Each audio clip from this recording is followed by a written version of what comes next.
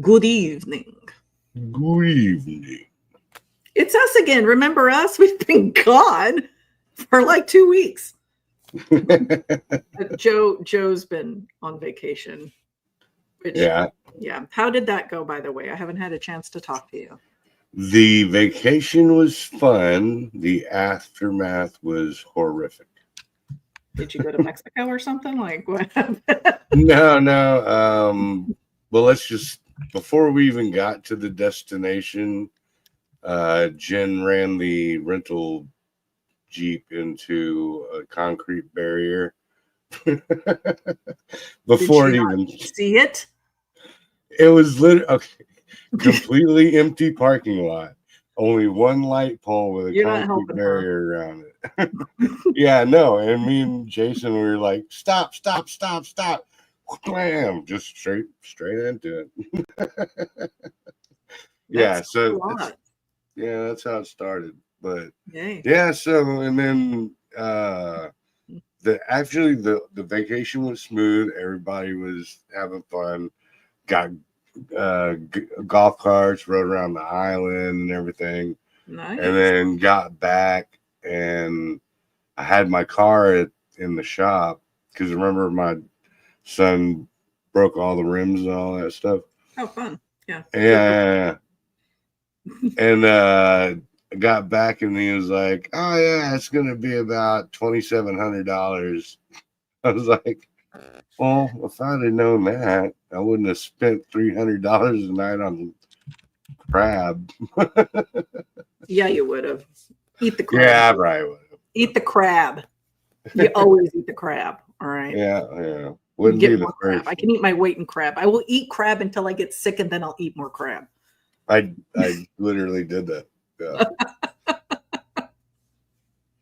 Well, how have you been? I haven't talked to you in a while. Yeah, just kind of chilling, hanging out. Bought us a new co-host, Disco Ghost. Let me tell you, that's like, I love this thing. I love him or her, whatever. All shiny, mirror ball ghost. Nice. Isn't that cute? I've got all my Halloween stuff. Like it's trickling into the stores, and I'm going nuts over here. It's so blind. I'm so blind. It looks like the skeleton from the Elephant Man. I have to see it like up close. Here, I'll bring him up closer. Unwieldy. He's heavy too. It's like okay. He's okay. Disco ghost. I'm not kidding. It's like a disco ball. He's reflecting stuff in your foreview. That's what it is. That's what he's doing. Yeah. So anyway, yeah, I'm going nuts with the Halloween decor out in the stores, as I do every year.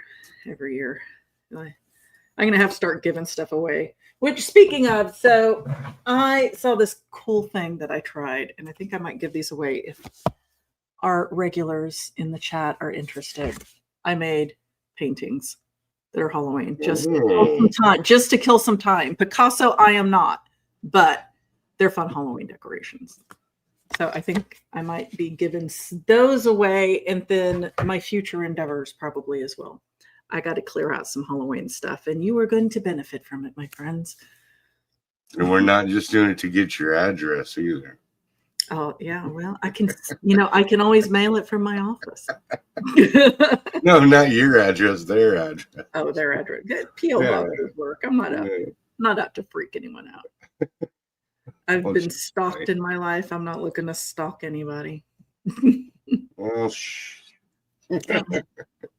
Dang it. I always wanted to be stalked. Yeah, no, it's not the good time you think it would be. I'm not a chick, so I think it would be. Maybe. Like a chick might have to worry a little bit more. There's a chick stalking me, I'm all right with that. Play psycho roulette. Yeah. So tonight, Ullrson has come back to talk about Dogman Ranch. Yeah, I know JoJo's excited. Like, she's super excited. And Tex is going to have River on his show. Like, I think it's Monday or Tuesday, and JoJo's going to be co-hosting with him. I think it's Tuesday. One of the Night Owl shows is going to have him on there, and he'll be talking all the Aboriginal stories, which will be super, not everything about Australia. So that's going to be super cool for anybody who wants to tune in for that Tuesday night at 10. But tonight, like I said, we've got Ullrson here to talk about Dogman Ranch and all of the crazy stuff going on out there. So let's bring him up so we can grill him. What's up, Ullrson? How's it going? Great. How are you? Tired.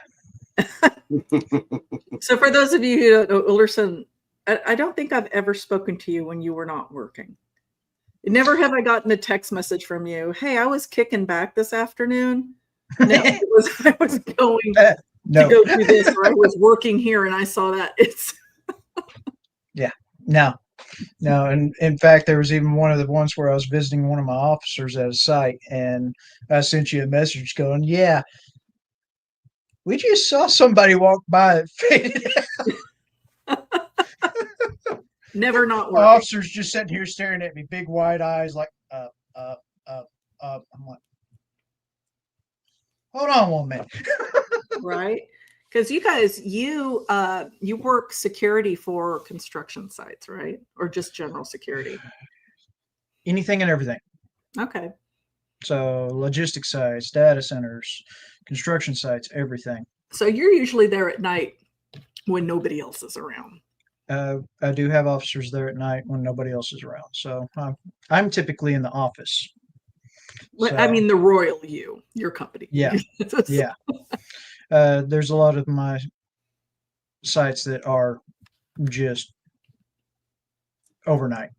A lot of them are hotels and stuff like that, which those get interesting. I imagine. We had one that he was checking the hotel, and he stopped because it's about 3 a.m. in the morning, and there was this little child outside in the hallway playing, and he stops and he's looking at it because, of course, he actually knows about some of the stuff and has listened to some of the shows and everything, and he's like, I was about to run the other way. I thought I ran into a black-eyed kid. But the kid just turned, looked at him, and then went back into the room. I'm like, where were the parents? Where were the parents? You know what the parents were hotel hallways? Drunk. Oh, they were all go I feel bad outside, for the just kid. go out in the hallway for about 5-10 minutes. No. Go on, get. No. Yeah, exactly. No, you'll put your kids in danger. Anyway, yeah, I imagine that I your actually officers do some crazy things. Oh yeah. They'll see some crazy stuff. In fact, the night that I was there with that officer, and he was telling me that, we're sitting here and that the homeless people. Oh my goodness, those will give you some good stories. Oh really? But yeah, they'll definitely some interesting characters. I imagine. I know. Well, now I know what to look forward to. Last night I completed my level 2 certification for security to go work with Josh Turner and his company. Yeah. You're gonna go work with Josh? Yeah. Good. Yeah. You're gonna see some shit too. Yes, you are. Yeah. He's got stories. I mean, Josh definitely has some stories from his various jobs. I mean, even in my days, whenever I was an officer and sitting out there working posts, one of the worst ones I worked at was basically a Section 8 apartment building. That sounds fun.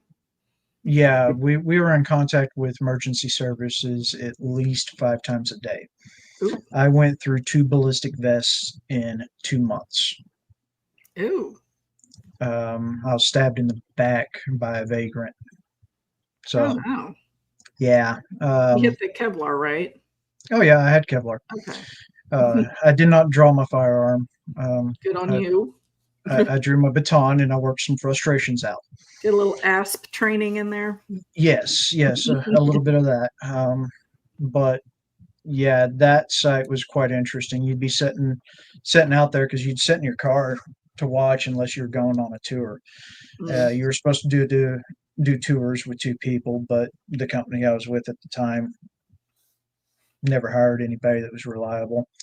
So you were generally doing it on your own. Hence the reason why I got stabbed in the back. But yeah, sitting in there and you'd watch, like, what in the world is that on the roof? You'd see all kinds of weird stuff. You'd walk by these apartments that were vacant, and the lights would turn on. And it's like, Oh, well, I would go in and check it, but there's a piece of plywood that's screwed to over the door, so nobody's in there. And the I door, don't know. Like a crackhead will find a way. Yes, yeah, we you would will. think that, but whenever you can see in the room through the window and you can see the light turning on and off in it, and there's nobody there flipping the switch, you're like, Okay. okay. Okay. But yeah, I mean, job sites, I imagine construction sites specifically. Oh yeah, right? Because that's what I do for a living too, right? Yeah. Not the security end, but the building end. So I don't do residential, right? But I can only imagine if you're doing residential multi-unit, right? Multiple, like a housing Mhm. tract in the Yeah. middle of the night with the skeleton frames. There's no lighting. I promise you there's no lighting. If they don't have Ooh. copper or any of the equipment on site, there's no lighting. So just the weird noises, the scuttling from whatever would already set a pretty eerie atmosphere. One of my projects was like, I don't know, like 100,000 square foot, like distribution warehouse. Yeah. And we had to rehab it. And it had been vacant for a long time. It was haunted by the ghosts of 10,000 rats. Mhm. But it was creepy at night. I mean, creepy at night. So I mean, I can just imagine like the stuff that you either do see or your mind thinks you see, or maybe both, right? You see something and your mind would exaggerate perhaps a little bit of extremity, like, yeah, freaked out about the situation. Yeah. Yeah. Yeah. One of the sites I was at was out in the middle of nowhere. I mean, absolutely nowhere in an off-road park. And this was also shortly after my first encounter with, well, my most recent encounter with the Dogman kind of thing.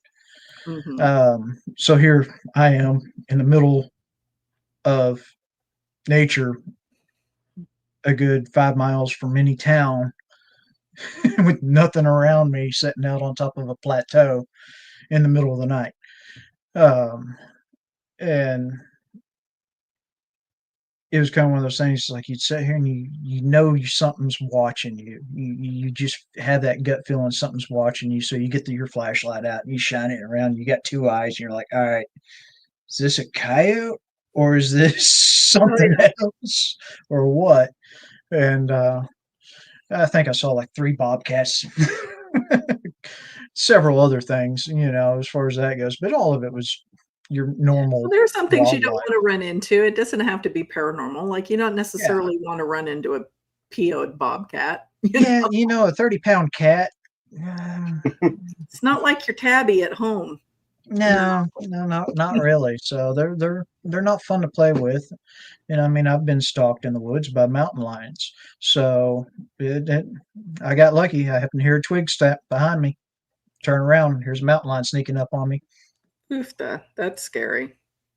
Um, yeah, it didn't get. I didn't stick around to see how much damage I did to it, but I do know that getting shot in the face with a 410 worked. That'll work on most things. So Yeah, I imagine that would work on most things. yeah, that was just one of those draw fire and run like hell. But Ooh, we got it. at that point in time, I got out of the. So JoJo starting it off strong, Yeah. getting us right into the Dogman Ranch. I wonder if Dogman Ranch has ever had skinwalkers. I think the land adjacent.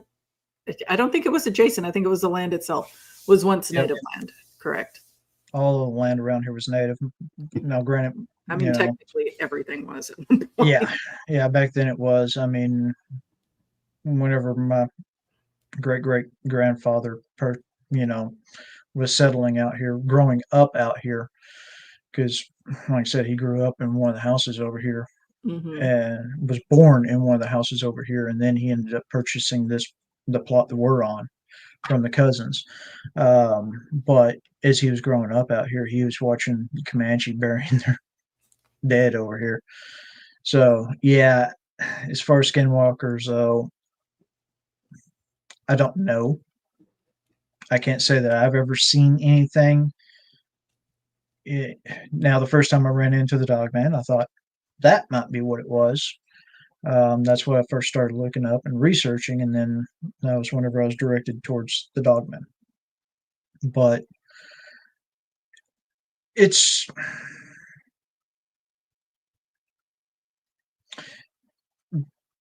kind of one of those things. There's so much that has gone on out here and everything else that a lot of it is like, okay, am I imagining that stuff or am I not? What I got Mhm. to be crazy. So it's kind of one of those things of embrace the insanity and go with it.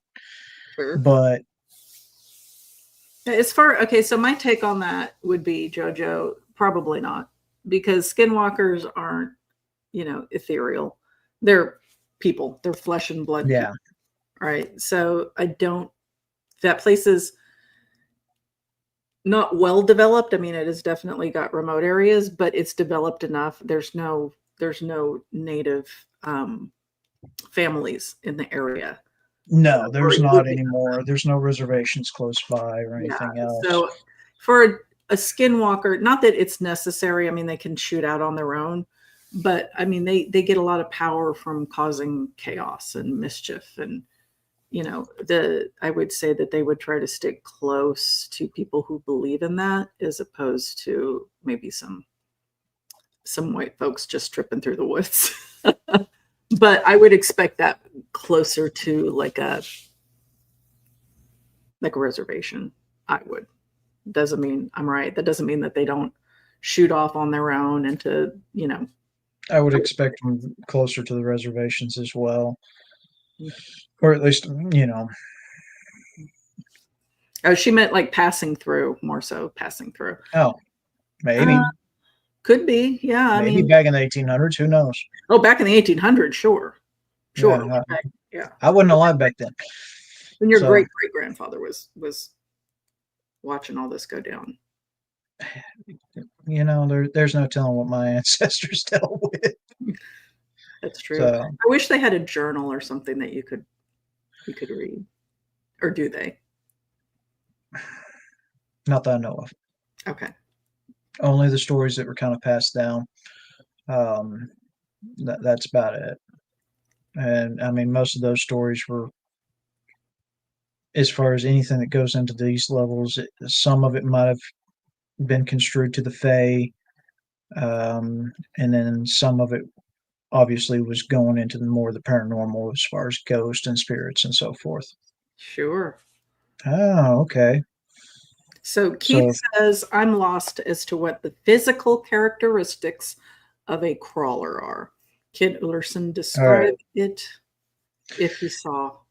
So the ones I've seen, um,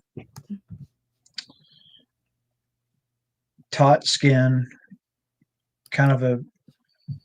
There's been a couple of different ones. Some of them have been light gray, almost white. Some of them have been darker gray. It almost seems to change with whatever environment they're in. It's kind of mottled, or basically it's blotched. Works really well as camouflage, unfortunately, especially with moonlight or anything like that. They, the one I dealt with whenever I was younger was probably five, maybe 5.5 foot tall, not really tall. Um, don't really remember much about the ears. I don't remember if there was anything other than just a hole. It was like the cartilage was gone. Same for on the nose area. It was like the cartilage was gone. So it was just vacant holes here. The it didn't look like it had much as far as lips goes, but the mouth was really wide with like shark teeth. There wasn't any canines coming down or anything like that, like you would see. It even like a human mouth, it did not match up. It just sharp teeth all the way across. Um, no hair that I was able to see. The eyes, I remember kind of a reddish color as far as that one. But again, this is one that was tapping on my window whenever I was a kid, trying to lure me outside. The most recent one, whenever I was with Tex, what I saw scurry off through the wood, through the back into the woods after turning around and seeing him landing on the ground. It was probably about the same size as me, um, darker gray, and it pretty much just kind of stuck to the ground like a spider crawl back through. I mean, lack of a better word, it scurried back through the trails and into the woods. The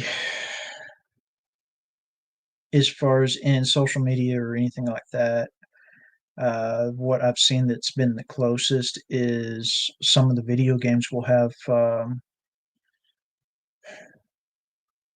some of their zombie games. Some of those in there will be very, very similar. I'm trying to think of which ones it would be, but just a quick Google search of a rake, it's actually pretty close. Very, very similar.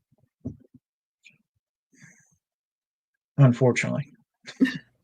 So you say the one that was tapping on your window had red eyes. Would you say were they red tinted like the sclera was red, like the white Yeah. part was red, or they were self-illuminating red? I wouldn't say they were self-illuminating because it was one of those things where it was the light that would show on it. So almost reflective red. Eye Um, shine. yeah, but it wasn't really eye shine. It was just, you know how if somebody puts their face up to your window, you can see how they are well enough with the light that's shining through it. Gotcha. Mhm. Yeah, that was red. And again, this was happening whenever I was about 13 years old. So it was that one. Yeah, like it wanted to eat me. That'll leave an impression on a 13-year-old. Apparently, I left an impression on it too. Yeah, I remember. I got tired of it. Parents wouldn't listen to me. They're like, "Oh, no, you're imagining things. You're imagining things." See, I don't understand that because I've told my children all along, like, I don't sugarcoat. I mean, obviously, when they're super small, I don't scare Yeah. them. But, my kids are prepared for the real world. Let me just put it that way. And I always tell them, like, if you see something or you hear something, I'm not going to tell you you're crazy. Like, we're not going to jump to crazy conclusions either. We're going to, like, rule out rational explanations, but I'm not going to think you're making it up, and I'm not going to think you're crazy. Like, if you hear something or you see something, if it freaks you out, please let me know because we need to figure out what it is so you're not freaked out by it anymore. Yeah. Yeah. Yeah. They still scare the living shit out of me, but Well, I think some of the things that we encounter like feed off that fear, right? oh yeah. Yeah. Yeah, I The think only difference is that okay, my fight or flight's kind of broken. I only have one response. And usually it's I'm going to react in the most violent way possible. wasn't So expecting that, was it? no, it was not. It was definitely not expecting 40 rounds of 5.56 coming at it. Not so easy target now. Don't think twice before Yeah. tapping on another kid's window. From what I found down the hill, I don't expect it was tapping on much. Yeah, So, maybe the gates down there. yeah, it might have got back down there and go, that one was mean.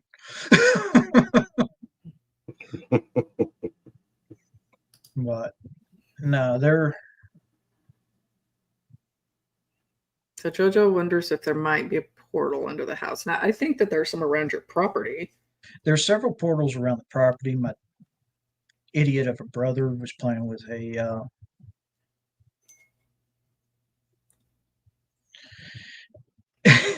Ouija board in this room.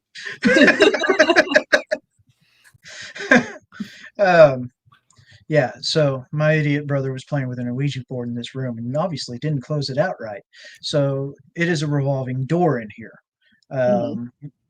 There used to be where that chair is sitting behind me, there were saddles with a hat sitting on there. During a Teams meeting for work, the hat was sitting here doing this. So, yeah, lots of interesting things as far as that goes. Generally, you don't get a very restful night's sleep if you're alone upstairs. So, yeah, so Jojo said this, and yeah, that's, to Ullrson's point, it's a revolving door because it wasn't closed out properly. Yeah, right. It's a revolving door. There are so many that go through that. I've gotten to the point where as long as they don't bother me, I don't care. Whenever they start being a pain, I tell them get the hell out. I mean, you see, and that's the best thing to do, because when I had that thing invade my space, right, the creepy, like screechy thing that circled my house and then came inside, and that's my response to anything. Like if you're scaring my kids, if you're scaring my pets, or if you're scaring me, like if you're making the hair on my neck, you got to go. You got to go. You aren't, get out. Like this is my space. You are not welcome here. This is my energy. Out. So I think that's a great way to handle it. So Kelly, thank you so much. That is so kind. We all appreciate that here. But no, it even on job sites, walking around in a data center, basically, the existential cubicles everywhere in a bullpen kind of thing. Because you hear a thunk and you're like, well, okay, it's time to go for a tour anyway, so let's go check it out. And you go out there and it's motion sensor lights, so you're dark and then you have a light on. You're like, well, okay, maybe the heater kicked on and turns, cause something to move. So you go over there and you look, and here's an office chair sitting here twirling. Okay, cool. Maybe there's a vent blowing on it. Walk over there. Then you realize there's a balloon that's on the same cubicle tied up and it's not moving. Yeah, I've never known. That must be one hell of an HVAC system if it's causing your chair to move. I had to think of other reasons. I had to try. Your air balance is way off. The kicker was I continued to walk towards it. And whenever I got about 10 foot from it, it just stopped facing me. And I'm like, oh, shit. That's a lot of fun. That's a lot of fun. And you just get this cold chill, and then the next light comes on. Then the next light comes on. And you're like, I all right. Worked in an office, and I would oftentimes be the last person to leave for the day. And we shared a building with a fine metal refinery. Like their corporate offices were our corporate offices. And this building had that motion activated hallway light. So as you're walking, like the panels lit up ahead of you and then they'd go out behind you. I hated that. You talk about creepy. That was the creepiest place to be at night. I hated it. Oh, yeah. Yeah. Oh, what's bad enough is the office I'm at, which actually down there close, Fort Worth area. I'll get off the elevator and there'll be movement that catches my attention off down at the other end of the hallway. And it's like you just see a shadows moving. I'm like, oh, okay, well, somebody's moving around that office. Well, one day it happened enough times because it looked like the shadow would go into a door or something like that down there. It happened enough. I decided to walk down there. There's no window on that door. No. There's nothing to be cast in a shadow that would move. And of course, you're sitting in there if you're there late, one of the latest people, and it's quiet and everything. You'll start hearing footsteps down the hallway and everything else. You go look out, and there ain't nobody there. I'm like, oh, okay. Yeah, You'll the hear the last door handle jiggle. You know. It's like, the well, last okay. the last plant I worked at, like where my desk was, in the shipping facility, there's like a rack, so that so it's all open, and then there's a hallway that comes to the doors that go into um, the other logistics department, and it was like one of those industrial racks, you know, the orange ones with the grating, you know what I mean? And it held like shipping boxes, like empty or not empty, but folded shipping boxes. So you have like a 2 foot, space, and only about 6 to 8 inches of boxes. And you'd watch literally like someone coming down the hall, go right to it and hit the edge of the rack and then never come out. Mm-hmm. I'd be just sitting there like, oh, hey, what? Or, like, oh, someone's late. And then they never come out the other side. I'm like, oh. Never mind. Facebook, here I come. No. Well, do we want to talk about the last time you were out? We can. Hey, let's hit this one last question about the house. So Jojo asks if you had anybody come out and properly cleanse your house and surrounding the house. Obviously, Last not psychic full that property. came out here ran away screaming. There you go, Jojo. That was an attempt. It was an attempted cleansing. Didn't work out. Yeah, no. It's just like the first time we had a Bigfoot researcher that came out to take a look around. They ran away screaming. Wow. So, of course, it didn't. That wasn't us, by the way. No, that was not y'all. This was before y'all. This was whenever I gave up on trying to get people to come check anything out. At least until I met Tex. But yeah, no, he came out. He wanted to kind of see a few of the things around, like one of them that we always called the first one that I went into that essentially was probably a portal of sorts that I did go into. Mm-hmm. He wanted to go check that out, which we did. We definitely had some interesting events happen whenever we did that. Because it was me, a friend of mine who happened to be a Army Airborne. So he and I were both armed. The other person didn't really like firearms, so he was unarmed. He was regretting that. We went down there, and of course, I'm sitting here like, you might want to start kind of getting back towards the creek here, and we get up into the open. Well, why? I'm like, look in those bushes. He did, and I wouldn't be surprised if he didn't poop himself. Oh, really? That Yeah. That like visceral of a reaction. Yeah, he just about fainted. And he started to take off running. I grabbed him and told him, do not run. Why do Walk. people want to run? Like, yeah. I've been terrified and I've had to not, like, trust me, I wanted to run. Well, the problem is I told him, I said, you are about to run the wrong direction. Well, you need to go this other way. He goes, well, why am I running the wrong direction? Because there's another one 50 yards that way. You were about to run right smack into one. Oh, that sucks. Yeah, there were 3 of them around us. So definitely, whenever he couldn't leave fast enough. Did you ever hear from him again? No. Do they have a show where they talked about it No. at all? No. Okay. I didn't. Because some people will run away and they make it sound like they didn't. Yeah, no, he does not have a show. My understanding, he doesn't even go out in the field anymore. Well, getting spooked will do that to some people. Here. Fight or flight. Well, I mean, I get the urge. I totally understand the urge.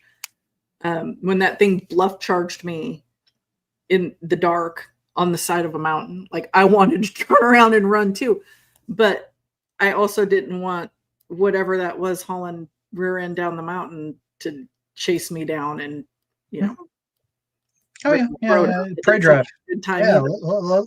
no, you don't do the prey drive. I mean, I've had 100+ pound Rottweilers charge me, and I don't turn and run. I usually run at them, and Or at makes least them, stand, yeah. yeah, make yourself sound meaner and bigger, and they usually decide to turn around. But remote viewed, huh? Yeah, so Jojo wants to know if Ullrson would consider having the property remote viewed by someone professional like Jessica Jones, aka the Cryptid Huntress. She'd do a very detailed analysis of Dogman Ranch. Wouldn't bother me. Okay. I've heard Tex and y'all speak of them. If he respects her and trusts her, then yeah, sure. I That don't, coming yeah, up Tex on, knows her. I think the whole gang that like I don't know everybody. Like I'm such a hermit, but I know Tex does know her and likes her very much. So I think that I mean, yeah, if you were interested in it, it would be an interesting avenue to explore. yeah, it could be. It definitely could be. So there's no telling what would be found out. You Sure. know. Again, even so on some of this other stuff that's happened, it's kind of like, hmm, really? Okay, let's see what's going on with that. However, the remote viewing part,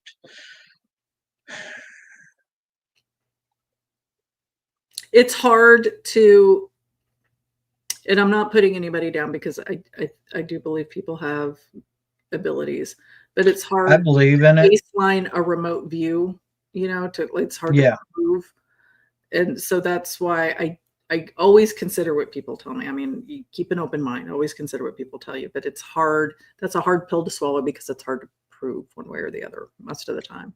I would believe in it because I've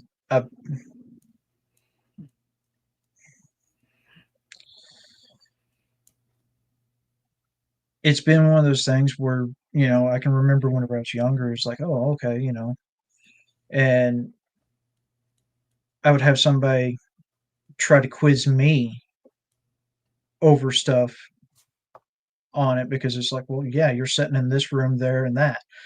Um, because I always had a gift of being able to find stuff and knowing where something's at. I mean, even after the age of GPSs, my mother would still call me completely freaking lost in the middle of nowhere, going, "How do I get home?" "Oh, you can take this road, this road, this road, and this road." "Well, how'd you know where I was at?" "I don't know, I just did." She would, and she'd get home. Mhm. Including my brother would do the same thing. And or if somebody had lost something, like, "I can't find anything." "Well, go look here." "Oh, it's right here." And I don't know how I was able to do stuff like that. I thought it was just kind of a gift. It also typically works with finding animals and other things that shouldn't be around. So that's generally the reason why I was able to, the night last time you were out here, I'm like, hey, take a look right there. What is that? Well, So, next time I lose something, I'm calling you. I'll be and a like, lot of "Hey, times, Ullrson, I can't find that thing again. You know where I might have put it down at because I don't." yeah, go down the That's hallway, second door on the left, look in there on the first shelf. Here we go. it's gonna be like 5 minutes after the show. Where are my Yeah. glasses? They're on Yeah. your head, On your head. where they are They've been 90% on of there, the time when I on there can't for an find them. hour and a half. I'll be Yeah, walking around with exactly. the set on my head and a set on my face. But yeah, no, That's a good gift. That's a good gift. Like I said, I don't discount people's abilities. I'm not trying to so discount anybody. again, I wouldn't say that it would be remote viewing or anything like that. Like I've just there's a knack for it. Kind of one of those things of obviously whenever I can tell something's there that shouldn't be there. Um, it's helped me a lot in my career, actually. You Sure. know, like, somebody's going to try to go through that. And then sure enough, they do. Yeah. And so yeah, there you go. I would definitely entertain the idea of having it done, but I Okay. would like for Tex to be present on that one. Yeah. Let Tex facilitate it for sure. Yeah. Let him do that. Um, So let's jump in to the last time I was there, which was a very interesting evening. oh, that was very fun. It was. I didn't know I could walk that far backwards. And you got me. I jumped when whatever that was, like something in the brush right next to me popped up and took off, and it was big. And And I it wasn't a hopped from one deer. side of the road to the other because I wasn't armed. That's one of the few times I've gone out without being armed. I didn't even think about it when I left the house. But luckily, Ullrson and his lovely wife and their friend were armed, as well as Nick. Nick. I keep on to call him Keith. He looks like my friend Keith from high school. But yeah, so obviously we had the six of us Yeah. that were just going down the road, and this area, my wife loves it down there. Mm-hmm. She Which, does? oh yeah, In that yeah, flat area? yeah, Really? Oh. yep. She loves that area. It doesn't really give her if so. The side with the gas well Uh-huh. doesn't bother her. The other side, no. The side closest to the homestead? Yeah. Okay. Yeah. That side, no, she don't like it. That's the side that we went into, and we thought we were only in there for 30, 40 minutes, and come to find out we were in there for about 4 hours. So let me lay this out for people so they understand what we're talking about. So obviously this is a pretty vast property. It's 2,000 acres, correct? Yeah, right around. We're somewhere in there. So this little tiny chunk of that 2,000 acres that we typically camp in and investigate around is bordered by a creek. It's got pasture land on the other side from the creek.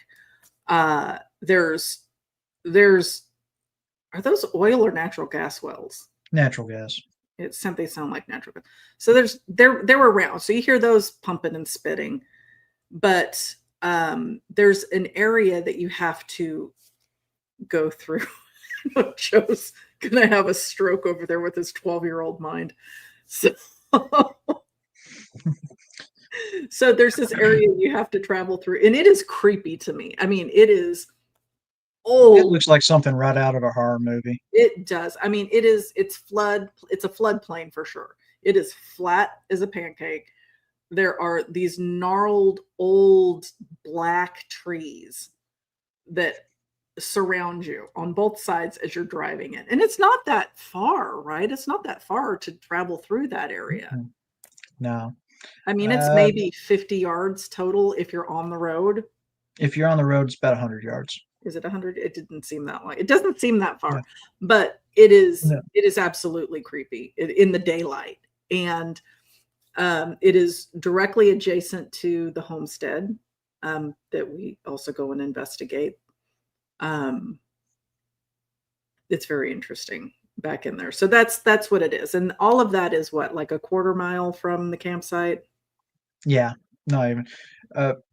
Looks like Randy's asking if he's been there. Yes, you have. Have you? Please. Have you, Randy? Yes. You drove right through it getting to camp. Yeah. But it was one of those, and the best we can tell is that right next to where that gas well is where that gravesite was. I've at least found the evidence that that's probably where the grave sites were. because there's a mound there where it looks like whenever they cleared the land for the gas well, they kind of covered it up. And the previous owner for that area, that's something he would do. So So I'm doing a very poor job of laying it out because it's hard to like describe this one little chunk that we're investigating when you've got all so these other acres. the patch of woods that y'all are typically in is probably about 50 acres. Okay. As far as just the patch of woods y'all are usually working on. But if you include the field that you have to cross to get to the pole barn, then you're looking at about 200 acres. And I have to laugh because here's text and all of y'all thinking that y'all are so far away from that thing. Y'all are 600 yards away from it. See, I've never been to the pole barn, so I don't. Yeah. I think if you took, because I usually have a fairly good sense of direction and Mhm. and putting things together. I think if I had been there, I would probably have realized that we were pretty close to it, and I would again probably like not be as comfortable as I am sleeping. Yeah. So it kind of one of those things. But yeah, it would be.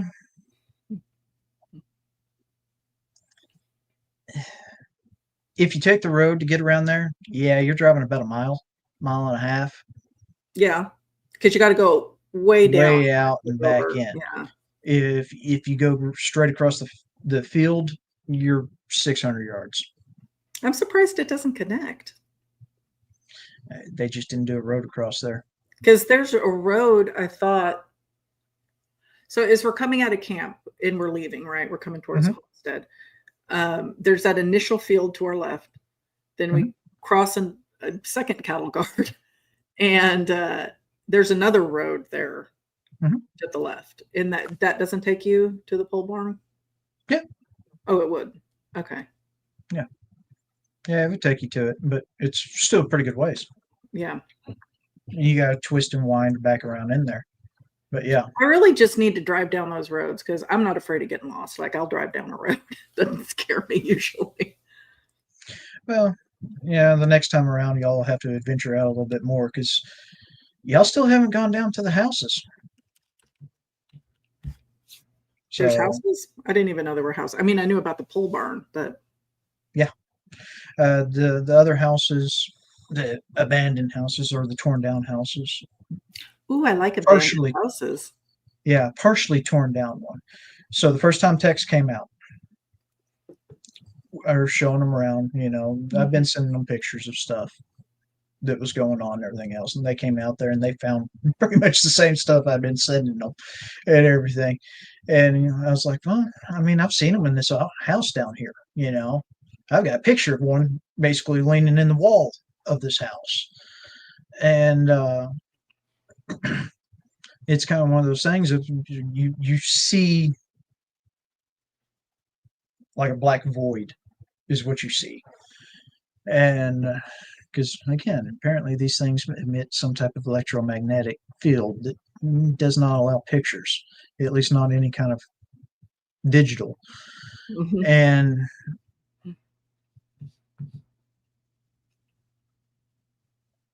we go down there because I was going to set up a game camera. Mhm. Rangers with them. We get out. First thing we find, canine print. That big. I'm like, well, I guess I know which way I'm pointing the camera at. And we go and we're looking around the house and I'm like, all right, well, be careful because I was told that there were some honeybees down here. All right.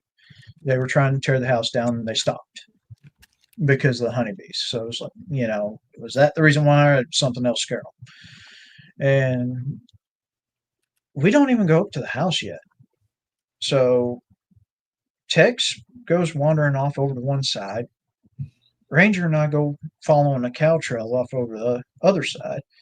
Mhm. We see where they started tearing the house down, and we see where the honeybee nest is.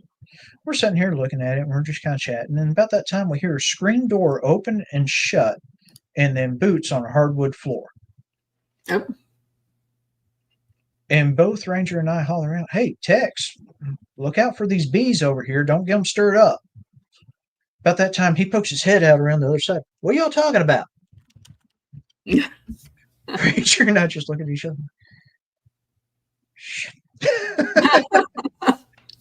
So I go back to the truck. I grab my firearm. I'm like, well, now I have to go in there. So I go in and check it out, and I do not find anybody whatsoever inside at all. I'm checking up in the attic area. I'm checking everywhere. Nothing. The nice little residual haunting there for you. Yeah. So it's like, well, okay. So that was their first visit out here, was that. Okay. Scott, thank you so much for that. That is awesome. And he's wanted to go back to there, but he can't ever get away from down in the bottom. But again, that one's up there actually close to the house I live in. So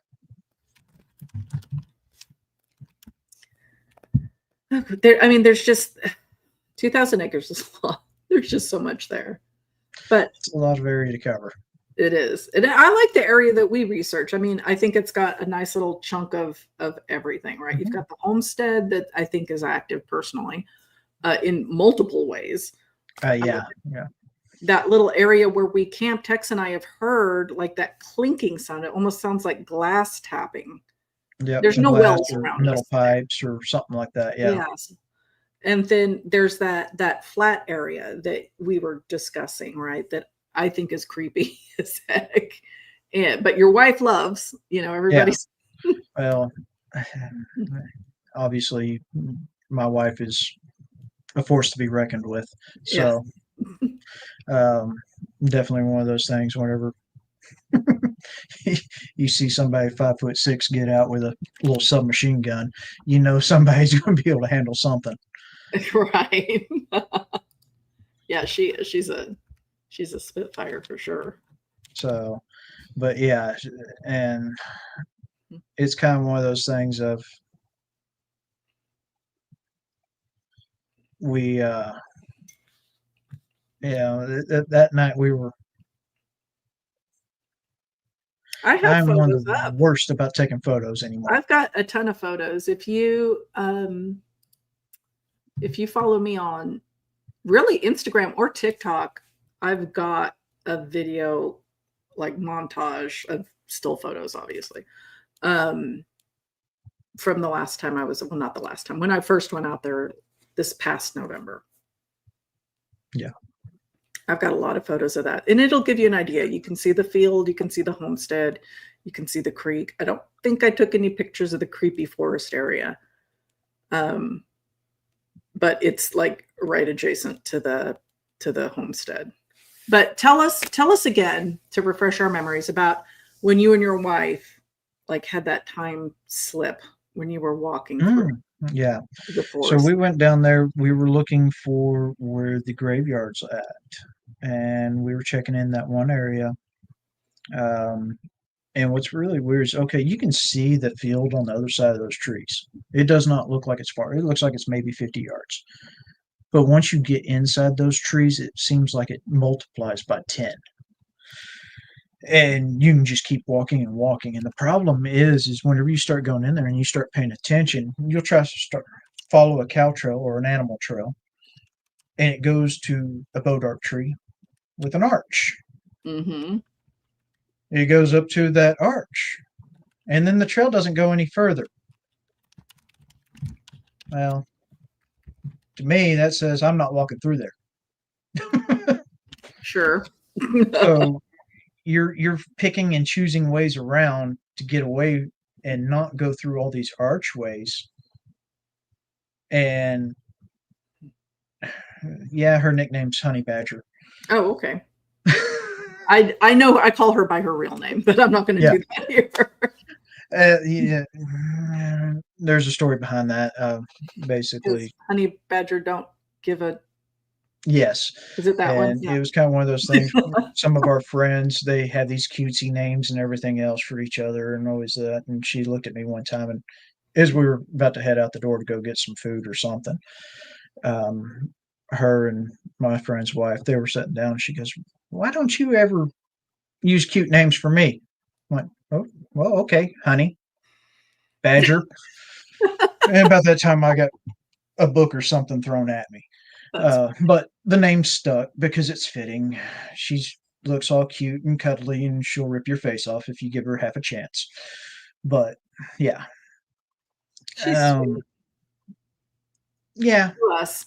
yeah, We haven't given her a reason not to be sweet. yeah. So until you give her a reason not to be, yeah.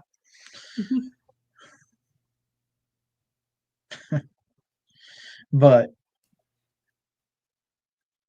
we went in there and looking around, searching and everything else. We found old trees that were cut by saw. I mean, like it looked like somebody come down with one of the flat saws, Sure. not a chainsaw. It was not the same type of markings on it and everything else. We're talking about a tree that you can definitely tell has been down for at least 80 years. Mm-hmm. Found several of those in there. We found where the old road was in there, and what looked like the gates and everything else. Yes, she is a good cook. She is. And we were, walking through all that area. We finally made our way through it and over to where the homestead was, and then back out. And we were sitting here thinking that, we were only in there for about 45 minutes or so. And we get back to the car and we look at our phones and the time jumps 4 hours. I'm like, well, that's a bit weird. Yeah, it's a tad bit strange. And the whole time we're in there, we're sitting here hearing what we'd hear a woodpecker in one area. Then we'd hear a sound that mimics the woodpecker. And the reason why I say mimics the woodpecker is because it sounds like it was a woodpecker that weighed 200 pounds. I remember. I remember. There's something. Okay, so That there's something mimics. in these woods that mimics birds weighing 200 pounds. Because I remember the crow. Yeah, the berry white crow. Although I might know what did that. Finally saw something that might make that noise. But again, that's something that I don't know why the hell it's around or anything else. But yeah, so yeah, that was that. That was kind of in between the times y'all have been out. Then, and like I said, we've been all through there. And then whenever Tex came out with his nephew and Ranger and all that, Ranger's nephew and I, we all went down, walked, and we were kind of checking some of that out. We didn't go in there. All of us kind of had a bad hinky feeling about that area. Sure. It just kind of, make the hair on the back of your neck stand up. But we were walking by, and right next to where one of the trees that had been cut that we knew about, and I was showing him, there were 2 beer bottles. One of them that was empty, one of them that was still full. It wasn't me then. Here's the problem. You remember the Bud Ice bottles that looked like it had ice cubes on it? Yeah. That's what bottles they were. And those are old, man. The Bud Ice and yeah, and they weren't there the last time we were out there. That's so weird. It'd be like finding a Zima bottle. Zemanite. And it was kind of one of those things. I was sitting here trying to rack my mind on, like, what the heck? What are these bottles and everything? So we took them back, and Tex goes, "That's a Bud Ice bottle." I'm like, "Oh shit, it is." That's whenever I started drinking. But at the same time, they weren't there whenever my wife and I were walking through there. Right. So where the heck did Where'd they those come from? Right. Yeah. So then it's kind of one of those things. Well, you go back to the Fae or time lapsing or anything like that. Like, okay, there's something weird going on down there. It's time lapses, it's Fae, it's portals. I don't know what, but something weird happens on down there. And So we found that. And of course, at the time we're walking back and we have those, we hear the crows, the snitches of the forest. We hear them going off all over the place, and there's probably 6 or 7 of them. And we're walking down the road, not really paying much attention to them. And then all of a sudden, from the same kind of direction, but fairly close, there is one that sounds like it's 200 to 300 pounds that goes off. Like, I mean, you get your caw, and then you got what the hell? Every one of us jumps and looks that direction, like, what in the world was that? Yeah. Yeah. You see And me jump road like I did that night. Just hopped. Yeah. And we're sitting here looking, like, what in the world? What's going on with this? And we kind of walk a little further down and look back through those trees because you can see all the way through them. There's no underbrush. And here's something playing peekaboo behind a tree with us. It's about a man size. Maybe a little bigger. It's kind of hard to see. Mm-hmm. Like, what in the world's that? Well, let's go find out. So we start walking into the woods with it, going to check it out, And again, it feels like it's getting larger and everything else. And we get in there and it disappears. It's not playing peekaboo with us anymore.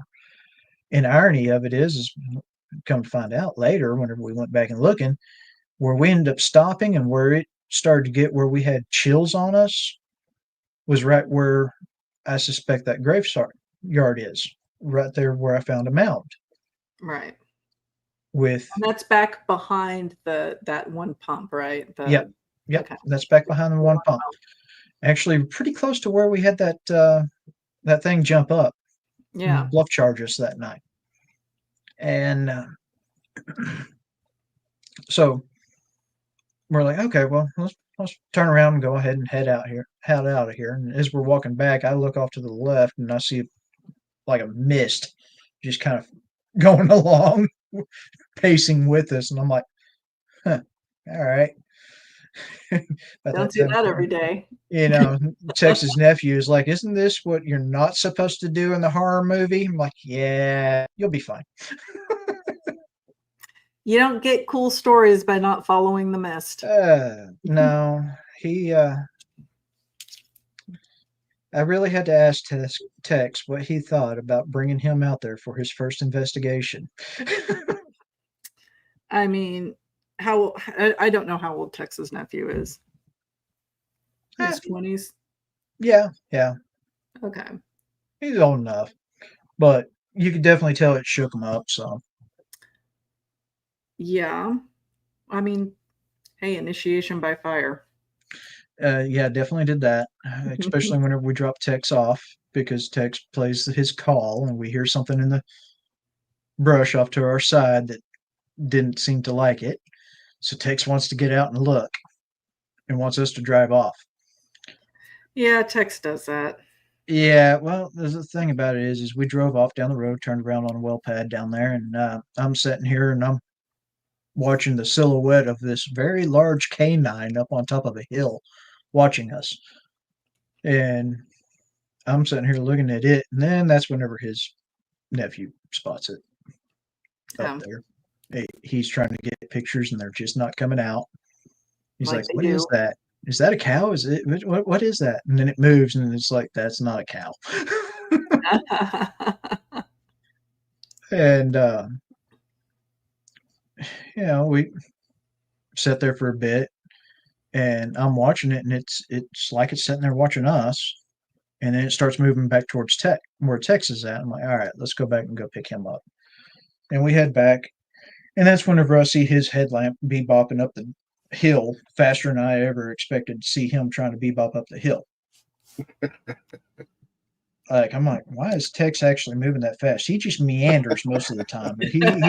That's true. This looks like he's trying to actually, get up the hill at a fairly fast pace. I'm like, what's going on? And he gets back in there. He goes, well, that got my heart rate up. And that's whenever he told me about, the chomping and then the growl. Mm-hmm. So once this baby hits 88 miles an hour, you're gonna see some serious shit. Tex don't run. He speed But- walks though. He definitely tried to speed walk up that hill. And I don't blame him either. Right. But and what was bad? Of course, the time he's going to get out, I'm like, well, do you have your pistol? No. Take mine. Last time I borrowed somebody's pistol, they had a cross draw that I wasn't used to. Mm. And I couldn't get the gun out of the holster. So I ripped the entire holster off my belt. Oof. That's how freaked out I was. I ripped the holster off my belt. Yeah. No. It Like was very straight simple. I just She-Hulk, handed him alright. a revolver. I love revolvers. They're simple. They are. If you get a misfire, you just pull Jams the or trigger again. misfires. Yeah. So, certain situations you want one, but other situations you want a semi-automatic. It just depends on what you're dealing with. So, Sure. So, But, yeah. well, we were there. So, what happened was there were 6 of us. 4 of us were armed. 2 of us weren't. One of them was me. We were walking. We walked from camp out to the roads that are right in front of the homestead. Right. So you have the homestead to the right. You've got that natural gas well to your left. And directly ahead of you, as you kind of take a bend on the road, is that dark hollow. And what kind of like spooked me after the fact was that everybody went on, and Chris and I had to wait for my husband to put some crap together. I don't know why. I had to wait. So we had to play catch up, and everybody was already down the road. So we were walking by ourselves, unarmed, to catch up with the main group. And I didn't even think about it until later we on. waited for y'all before we crossed the cattle guard. Oh, I thought you guys were on the other side of the cattle guard. No, you crossed the cattle guard with us. I didn't think I did. I know I did on the way back. Yeah. But it was. I think y'all hollered at us right as we were on the other side, and we waited for you before we Okay. got into the woods. And I And, didn't want to get shot. So I was Yeah. yelling. But well, obviously, we knew flashlights were coming up behind us, but yeah, did we have our flashlights on? I didn't think we did. Maybe we did. I don't know. I can't remember that. But I do remember catching up with y'all. So we're walking past the homestead, right? And we kind of go off to the left and poke around a little bit near the oil well or the gas well. And then we come back to the road and we're going into the creepy dark area. And so you want to tell everybody what took place when we got into the creepy dark area? So as we're walking in there, now, actually, before we even got up there, I tell Nick, "Hey, Nick, take a look right there," because he had his thermal. So he goes, "Why?" And I said, "Take a look right there." And he pulled up his thermal. And he looks over there and he goes, "That don't make sense." And it's like, "Why? What do you see?" He goes, "Well, there's something there." He goes, "But it's showing cold." He goes, "I've got this set for black is hot, white's cold." Mm-hmm. He goes, "There's something that is basically playing peekaboo behind the trees that's cold. That's colder than the ambient temperature and everything else." I'm like, okay. He goes, "But it'll drop down to the ground and then scurry across to another tree and then lift up." I'm like, okay. So he's kind of keeping an eye on that as we're walking around. And we get around to there, and he's sitting here and he's saying, "Well, it's back in that area, back behind there." So that's whenever we walk up towards the well pad, walk in there and kind of look around, but we don't get too much further in there because you get much closer, your hair starts standing up bad. And so we kind of backed off a little bit and went back to the road, started walking. And he's sitting here, "Well, there's more than one now." And he's looking ahead of us down the road. "There's more than one of them. There's at least 2, maybe 3. And he's like, "That's weird." And then some of the trees were showing up cold. And we're talking you know, 15 to 30 degrees colder than what the ambient temperature is. That's not right. Right. That's not normal for a tree to be showing up like that. That's not normal for anything out there to be moving around that's that way because, well, unless it's a lizard, it's not going to be colder than us, and that's a big lizard, Right. especially be walking around on two legs. And as we're walking down that way, I end up with a growl just right to my right. Mm-hmm. I remember And that. I was right next to you, and your head snapped over. yeah, I heard that growl, and head snapped over, gun came up. And what's bad is before we even went for this walk, Nick had been asking me, well, what do these things look like in thermal, like interference? Said you can have your thermal or night vision. You can have it. You can look. It's perfect, perfect, perfect. Fuzzy, perfect. Where it's fuzzy is where it's at every time. And he's like, well, why? And my theory on that is electromagnetic field, something along those lines. Because if you go into an area that has a high electromagnetic field, thermal or digital, there's an interference with the digital instruments. Yeah. Hence the reason why they use EMPs. It takes out all your digital equipment. So obviously, whenever we hear that growl, I look to the side, and then he goes, "Well, why's my night vision?" His thermal started acting up whenever he was looking there. He goes, "It won't clear up. It's fuzzy. It will not clear up." I'm like, "Told you." He's like, "What do you mean?" About that time, I click a flashlight on, and you see this gray fur, about probably 5 foot up, maybe a little bit taller, just move back into the brush further. And I'm like, okay. I'm not sure who all saw that. I know that our friend saw it that was with us. Yeah. My wife saw it, and of course I saw it. And I'm pretty sure Nick saw it as well, but he was trying to He's explain trying it to away. keep it together because Nick is Yeah, pretty skeptical. So extremely. when he sees things that he can't explain, he gets quiet. Yeah. He's mulling it over, right? Yeah, exactly. And then of course, he does that, but something caught his attention back over where the other things were. And he looked back over there and he goes, I don't like this. I don't like this at all. I don't want to be here. And the way he described it was that between these two trees, it started to shimmer. Yeah, he said it was like Yeah, that. doing that, almost like the tree trunks and everything were doing that. And I was like, okay, well, I think that growl was to tell us not to go any further anyway. So let's go ahead and head back. And the whole time we're starting to head back, I'm starting to sit here and think, I'm like, wait a minute. Where we're going is a perfect kill box. Because we have to walk between two green walls that you have nowhere to go. And it's very narrow. And it's like, all right, yep, something was setting a trap for us. Okay. Be on extra guard.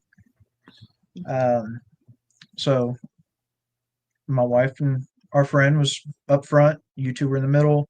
Nick and I were at the back. Nick and I were walking backwards the whole way. I know we stopped to look because we saw the light in the trees where that. Yeah. Where that. We did stop there by the homestead because the first time you were out, we had that whole portal incident or whatever you want to call it there, with the glowing trees that shouldn't glow because there's nothing behind it to make it glow. Yeah. And, whenever we first walked by it was all normal, looked perfect. When we come back, it was glowing. Like, all right, it wasn't doing that while ago. Yeah. So it's like, okay, something else is out here with us. Again. Yeah. Like, all right, how bad is this going to get? And I'm sitting here kicking myself because I'm just carrying that lever action. I'm like, yeah, I should have opted for something a little better than this. So now, granted, that thing packs a punch and does good, and I can work it quite well, but it was probably not going to be the best choice for how many we were dealing with, considering we figured there's at least 3 or 4 out there. And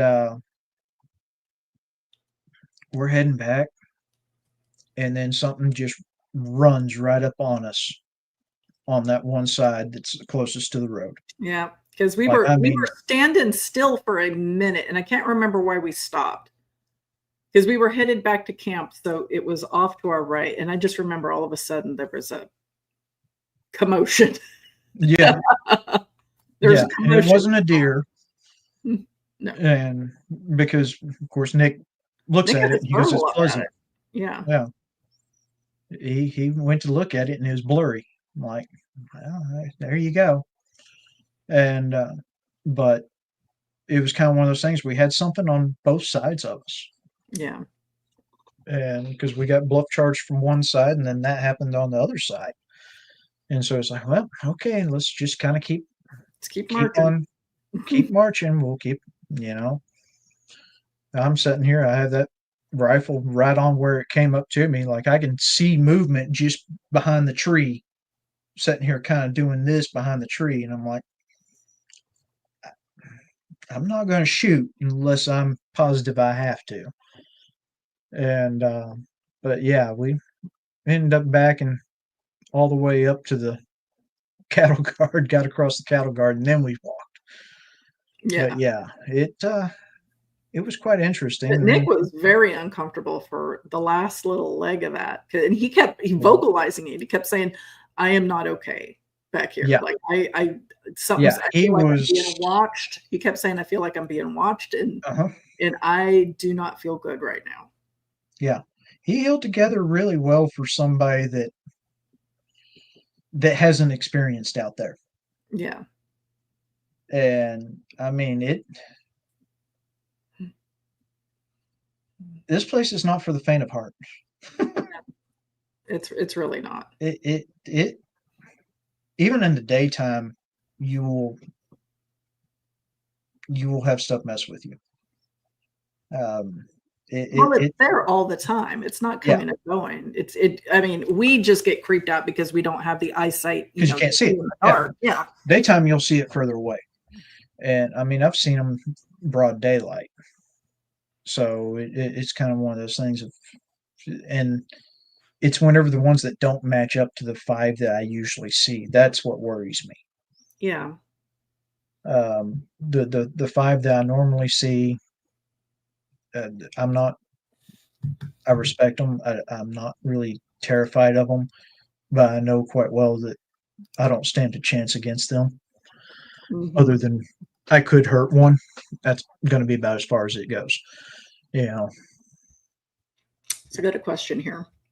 Oh, okay. Do you, Ullrson, feel that activity amps up at certain times of the year or around a full moon, or is it So pretty here's the thing. I notice it more whenever it's cooler, but that's also because I'm outside more. Texas is a miserable heat, let me just tell you. Yeah. This year, it hasn't slowed down. It hasn't been as hot this year, though. I mean, it's Yeah. just now starting to get ridiculous.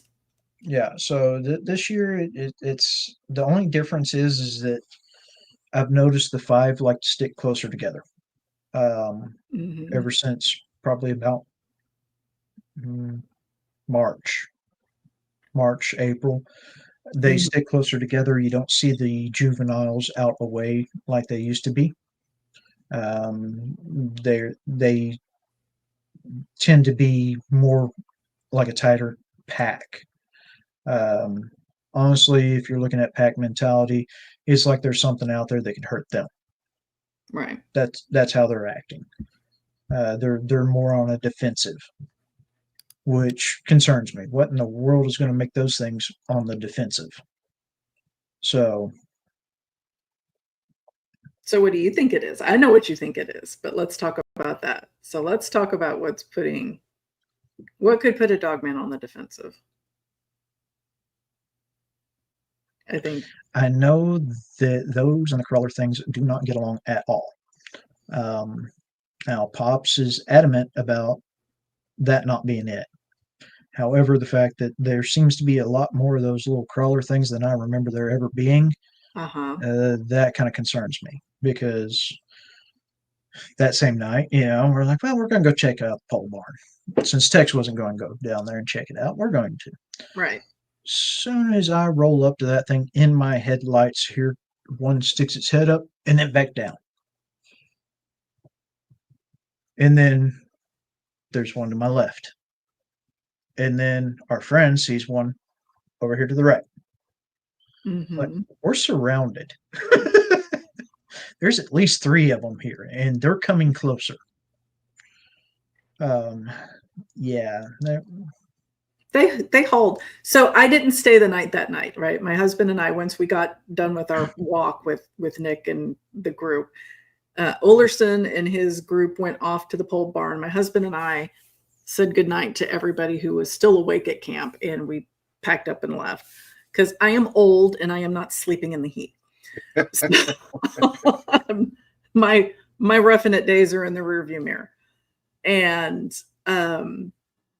as we were driving out, we have to, at a certain point, parallel the road that goes to and from the pole barn. So my husband and I are coming down the road, and I see Ullrson's car just hauling ass coming out from the direction of the pole barn, and they meet up with us, and that's where we stop and you tell me what you guys saw. Yeah.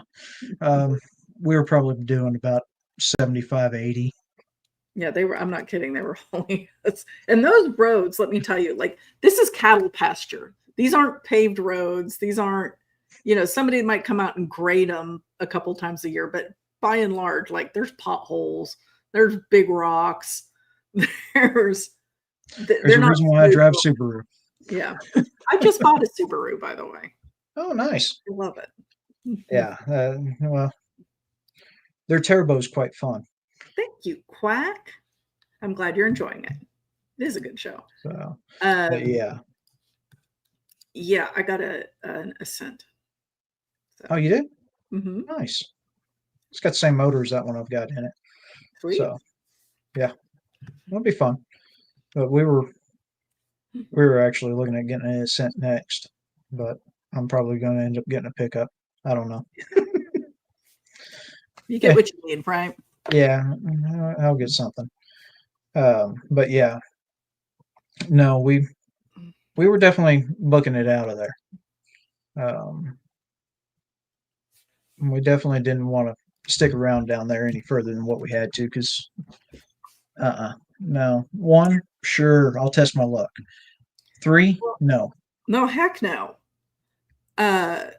So we are coming up on 2 things. We're coming up to the end of the show, but also we are coming up on the cool weather season where there's going to be a lot more investigations out there. Yep. So this is, of course, to be continued.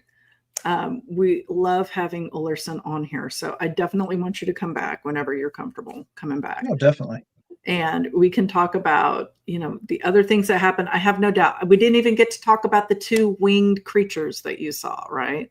Well, we can give a quick little segue into that. Yeah, so let's talk about that real quick before we say goodnight, because this is a really interesting story. So one of the mornings, we heard a commotion out in the carport. We go outside. There's a stray cat fighting with our cat. Okay. Well, general rule is on the farm, if we can't vaccinate it, it doesn't live. Just so that for the safety of our livestock and our animals. So I dispatched that. It ends up being in the horse pen. Wife asked me to get it out of the horse pen so we don't have to worry about, the vultures and the coyotes coming into the horse pen to get them. So the next morning I was, I'll get it out of there, in the daylight. And because it was right at dusk whenever that happened. So I was like, if it's still there in the morning, then I'll get it out of there and haul it out. So I go out there the next morning and I do that. And I'm walking out there and I'm basically in my pajamas with cowboy boots on and walking down. And I had just pistol and gun belt because it's out here. Grab the shovel and take it and toss it over. I start noticing shadows flying around, birds, and then I start hearing crows calling. I look up, and there's 20 or 30 crows. They're flying around me. And then they fly over, and some of them are roosting in trees. They're over next to the pen, as well as flying around and circling over it. And I'm like, well, that's a little weird. That's a lot of crow. And I'm like, okay, kind of strange. And I start walking a little further back, and it catches my attention again. I look over there, and you know how whenever you see the mirages, Uh-huh. it's just kind of the Like wavy or what? Yeah, and it's like that, and then it kind of clears up, and inside there are these two humanoid figures that look like they're cloaks. They're just two people standing there, probably 6 foot tall, roughly, that have hooded cloak with the hood up over, so you can't see any facial feature or anything else. I can't see what their hands look like. All I can see is it's two figures in black cloaks, and on the shoulders it looks like it's feathers, like black feathers on there. One of them even had a little speck of white in the feathers, and it's like, what in the world is going on here?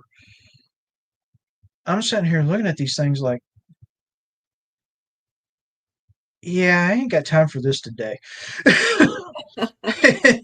I'm like, y'all aren't attacking me. Y'all are just sitting there staring at me and watching me. Hope y'all enjoy the show. I'm going back inside. no kidding. And, and of course, I message you and text and let y'all know. And I'm like, yeah, I don't know what's going on with this, but this was a little weird. And even whenever I went to leave the house, the crows were following me as I went to leave. Mm-hmm. And, you and I were sitting here spitballing ideas back and forth. And I'm like, well, maybe it's Hugin and Moonin. Right. I mean, thought and memory. Maybe that's what it was. It was a representation of them. And if for people who don't know who they are, would explain what those are. Those are Odin's ravens. They are his pets. They are the ones that he sends to check on to check out the world for them, check out Midgard. So he will send them to go gather information, go keep an eye on something, or even assist by giving, advice or any way they can to the people that he has chosen to try to assist or he has an interest in for some reason. But they're basically thought and memory is what they are. Right. Along with his two wolves that he has, Greki and Threki, which, those are supposed to be very interesting as well. I imagine. I don't think anything's coming from Odin that wouldn't be interesting. Yeah, exactly. It definitely wouldn't be something that most people would be able to handle as far as that goes. Because, again, the ravens were supposed to be able to shapeshift, essentially. And so into whatever shape they really needed to. So in the mythology, that it would stand to reason that something like those two creatures shifting into birds to fly away, because as that murder of crows was following me, there were two larger ones in the group. Yeah. So, it's kind of one of those things. But that was something that was very very, very startling, to say the least. Because again, I'm out here in freaking pajamas, boots, and a belt on. That's about it. Right. And I'm like, well, no, it's not like I'm wearing battle gear. So, but Well, that was an interesting sighting for sure. And I mean, I thought that your thoughts on it were pretty interesting. it, again, most everything that I come across, I try to tie it back to Norse mythology for the most part. But it's not necessarily the answer to everything, but it has an answer for most everything, at least as far as I've found. A lot of the stuff can be explained with it, so that's just where I tend to fall to. Um, a lot of, including the what we were talking about earlier with the whole reading and everything else, where I'm finding stuff, hunting, everything else like that. That's something that's tied to Ullr. So hence, the Interesting. namesake. Yeah. But that's he was also supposed to be one of the only ones that could stand up to a lot of the Yutton. So could be something tied into that. Who knows? So I'm thinking my Norwegian Jotun. Yutton. Aren't those the giants? Those are the giants. Yeah. So, which not all of them are giants. Some of them were only 2 foot tall. That would be a troll. Yep. Yeah. So they had trolls, but they also had the giants, which were, They have giant trolls. Oh yeah. Yeah. But the Yutton, they were all different shapes, sizes, and looks, and everything else. With magic abilities, supposedly glimmer and everything. But some of them even had the descriptions of Bigfoot. Then, of course, some of their offsprings were what Fenrir was, and then Fenrir's offspring was walking and talking canids. Yep. Two-legged. We can get into a whole Norse mythology conversation, but we gotta wrap it up for the night. We've hit our time. Sounds good. And you've got to go back to work because there's no rest for Ullrson. Yeah. Definitely. So let's tell everybody where they can reach out to you if you are, okay with getting email, or if you have a social media that you'd like people to know about. And if you don't, that's okay too. So obviously I am on YouTube. I will start actually posting some videos as I get them. There are a couple of shorts on my page already. They're just a few things, but that's pretty much it as far as right now. Yep. So if you want to check out his YouTube. Joe, you want to tell everybody what's up? Are we doing a speakeasy tomorrow night? Oh, hell yeah. Hells Yeah, we're going to do one. I got a couple thoughts lined up. I kind of want to do one on the Cabbage Patch Kids and not the dolls, the actual, that whole era about the Cabbage Patch. The only Cabbage Patch Kids I'm aware of are the creepy ass dolls from the 80s. Well, see, it derives from a thing like I think it was in the 20s, where there was like this mass, no, it was before that. It was in the late 1800s, where there was a mass production of incubators that were showed up at the state fairs, and they were talking about how you basically bake babies in these incubators and to repopulate the world in certain You areas. bake babies like you're whipping up a cake. Yeah, you like put Okay. it in there and leave Like it an in easy there. bake oven, but for babies at a For state babies, yeah, fair. it's Okay. really weird. So I might do that. But and then I've gotten into a lot of, because I have a lot of time on my hands, not having a job right now. So a lot of the newer, horror movies and just regular movies that have came out, I think that'll be kind of cool. So we might do like a 50-50 shot. All right. Well, tell me what movie so I can at least sound like I halfway know what the hell I'm talking about. Yeah, I'll shoot it to you. Yeah.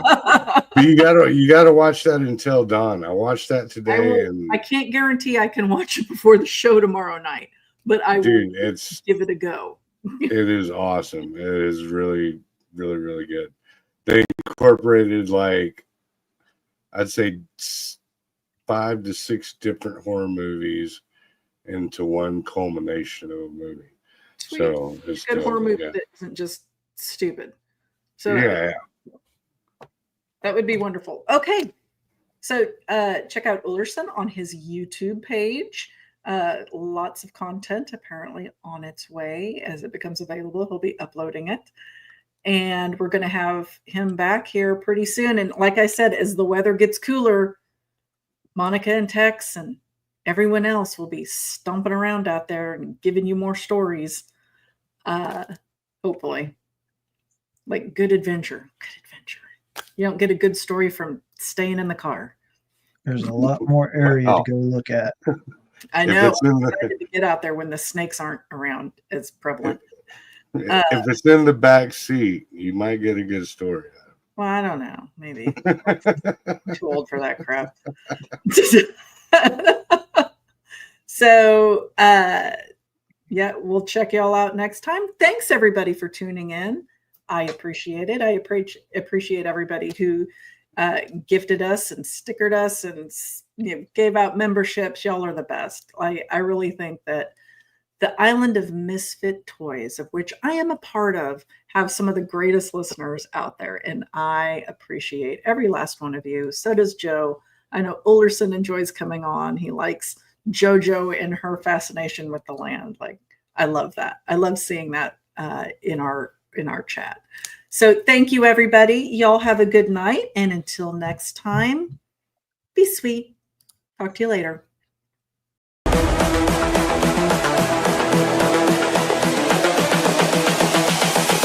This is the future.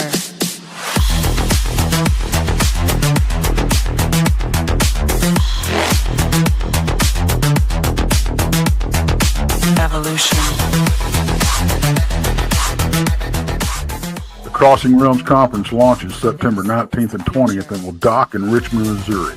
This is already being called the event of the year, folks.